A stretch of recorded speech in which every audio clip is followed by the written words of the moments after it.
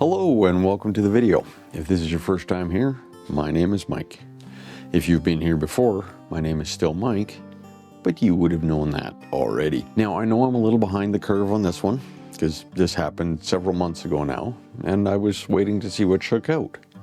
But since the wheels of bureaucracy move slowly, we are still waiting. Now, Transport Canada recently started the process of an audit of the drone manufacturers on the Advanced Operations Declaration list. Here is what you need to know. Firstly, about 15% of drones previously eligible for advanced operations have been removed from the approved list. These advanced operations include flying in controlled airspace, near certified airport, near people, which is classified between 5 and 30 meters away from bystanders, or over people, classified as less than 5 meters away from bystanders. To perform advanced operations, certain requirements must be met. These include having an advanced pilot certification, obviously, obtaining permission prior to flight when flying in controlled airspace, and flying a drone eligible for advanced operations approved for the type of operation you are conducting. Transport Canada removed approximately 100 drones from the approved list. Notable removals include Autel drones and FLIR drone parachute systems. But why were they removed? Well, you see, this list relies on self-declaration by the manufacturers with absolutely no proof required at time of submission. While the technical requirements may not seem extensive, it is crucial to have the necessary documentation to meet them.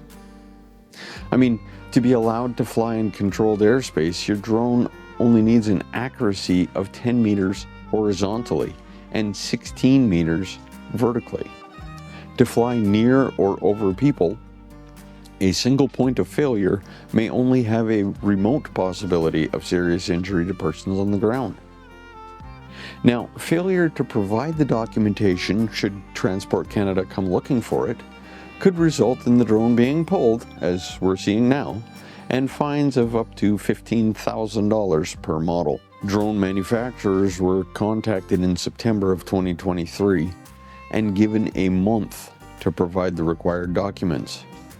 Now, manufacturers that complied, such as DJI and Canadian parachute recovery manufacturer AVSS, remain on the approved list. However, Autel and FLIR did not respond, even with extensions. So what does this mean for drone pilots? Well, if you own one of the removed drones, Transport Canada would have emailed you to inform you that your drone is no longer allowed for advanced operations. However, you can still perform basic operations with it. Now let me reiterate that this only affects drones over 250 grams, so the Autel Nano series of drones are still able to fly.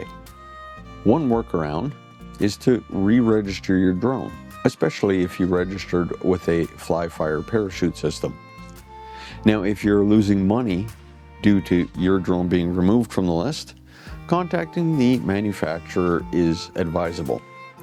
There may also be a possibility for compensation, although I am not a lawyer, so you should contact your local barrister. First responders may have the option for an exemption, but discussions would need to be held with Transport Canada. I will try to keep you updated as I learn more. But for now, all that remains is for me to remind you to subscribe if you haven't already. Like the video if you did. Share the video with someone you think may get something from it. And remember, you can follow Gradient Imaging on Facebook, Instagram, and TikTok. But until next week, bye-bye.